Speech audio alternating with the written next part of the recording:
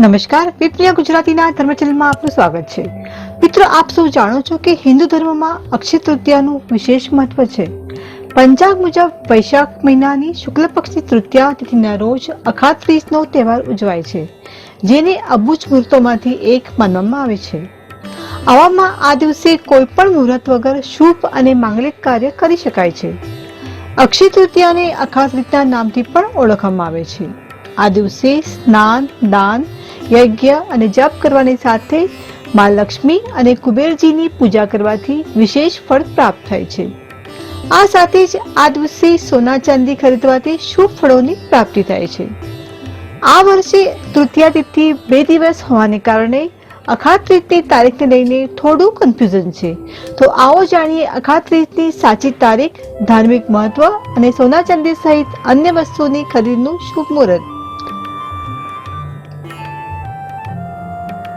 વૈદિક પંચાંગ મુજબ વૈશાખ મહિનાના શુક્લ પક્ષની તૃતીયા તિથિ 29 એપ્રિલના રોજ સાંજે 5:31 શરૂ થશે અને આગલા દિવસે એટલે કે 30 એપ્રિલના રોજ બપોરે 2:12 પર ખતમ થશે।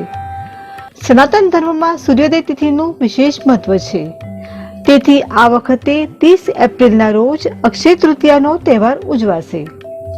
આ દરમિયાન કોઈ પણ સમય સાધક પૂજા અર્ચના કરી શકે છે।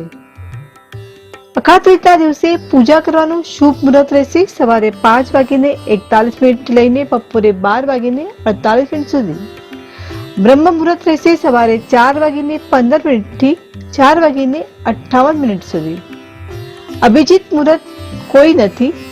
વિજય મુહૂર્ત રહેશે બપોરે 2:31 થી 3:24 સુધી અને સર્વાર્થ સિદ્ધિ યોગ આખો દિવસ રહેશે। સંધ્યાકાળના સમયનું શુભ મુહૂર્ત રહેશે સાંજે 6:55 થી 7:16 સુધી। હવે જાણીએ અક્ષય તૃતીયાનું ધાર્મિક મહત્વ। અક્ષય તૃતીયાના શુભ અવસર પર દાન કરવાનું વિશેષ મહત્વ છે। માન્યતા છે કે આ દિવસે દાન કરવાથી સુખ સમૃદ્ધિમાં વૃદ્ધિ થાય છે, સાથે જ માં લક્ષ્મીની કૃપા વરસે છે। પૌરાણિક કથા મુજબ વૈશાખ મહિનાના શુક્લ પક્ષમાં માં તૃતીયા તિથિ એટલે કે અક્ષય તૃતીયાથી સતયુગની શરૂઆત થઈ હતી। એવું પણ કહેવાય છે કે અક્ષય તૃતીયાના દિવસથી જ વેદ વ્યાસજીએ મહાભારતને લખવાની શરૂઆત કરી હતી। તો મિત્રો, આ હતું અક્ષય તૃતીયાનું શુભ મુહૂર્ત અને મહત્વ। જો આપને મારો વિડીયો ગમ્યો હોય તો તેને લાઈક અને શેર જરૂર કરો અને મારી ચેનલને સબસ્ક્રાઇબ કરવું ભૂલશો નહીં।